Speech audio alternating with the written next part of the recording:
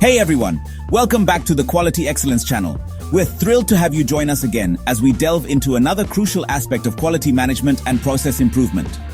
I'm Mayank Agarwal, and I'm passionate about sharing practical tools and techniques that can help you and your organization achieve operational excellence.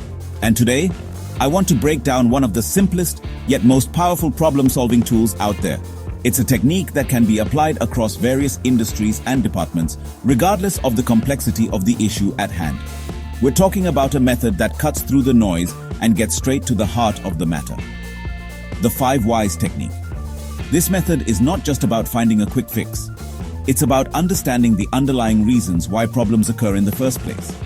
It's about preventing those problems from recurring and building a more robust and resilient system. So what exactly is the 5 Whys?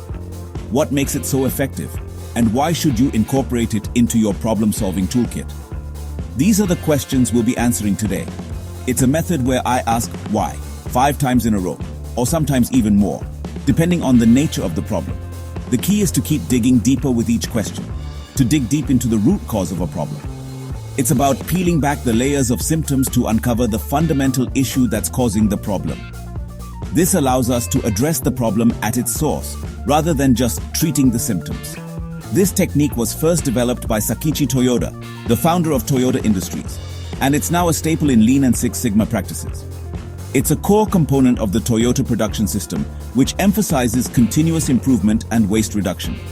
Its widespread adoption is a testament to its effectiveness and versatility. Let's talk about how I actually perform a 5 Whys analysis.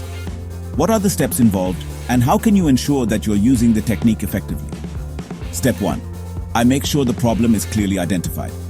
This means defining the problem in specific, measurable, achievable, relevant, and time-bound, SMART terms. A well-defined problem is half solved. Step 2. I ask, why did this happen? And write down the answer. It's crucial to document each answer carefully, as this will form the basis for the next question. Step 3. I take that answer and ask why again. This is where the real digging begins. Each why should lead you closer to the root cause. I keep going, usually about 5 times, until I hit the root cause. But remember, 5 is just a guideline. Sometimes it might take more or fewer whys to get to the bottom of things. The goal is to keep asking until you can no longer reasonably answer why. Finally, I take corrective action based on what I've discovered. This is where you translate your understanding of the root cause into concrete steps to prevent the problem from happening again. Let me give you a quick example. This will help illustrate how the 5 Whys technique works in practice. Imagine a machine on the shop floor breaks down. This is a common scenario in many manufacturing environments. First, I ask, why did the machine stop? The answer, it overloaded. Why did it overload? The bearing wasn't lubricated. Why wasn't it lubricated? The lubrication pump wasn't working. Why wasn't the pump working? There was no power supply. Why was there no power supply? The fuse blew due to a lack of maintenance. There it is, the root cause, poor maintenance.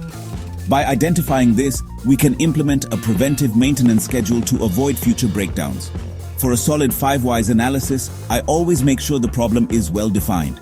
This ensures everyone is on the same page and working towards the same goal. Involve a team that knows the process, stick to facts, and avoid making assumptions or jumping to conclusions. Never blame people, just the process, and validate the root cause before jumping to solutions. Blaming individuals can create a negative environment and hinder the problem-solving process. Focus on improving the system, not on assigning blame. Here's a simple timeline. This provides a visual representation of the 5 Whys process and helps to keep the analysis on track. Day 1, I define the problem. This sets the stage for the entire analysis. Day 2, I run the 5 Whys session. This is where the team comes together to brainstorm and identify the root cause.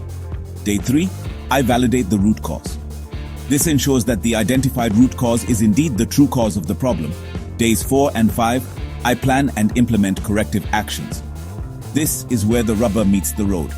The corrective actions should be designed to address the root cause and prevent the problem from recurring. The 5 Whys is quick, easy, and effective for driving real improvements. It's a valuable tool for any organization that's committed to continuous improvement and operational excellence. Thanks for tuning in. Don't forget to like, share, and subscribe for more quality insights.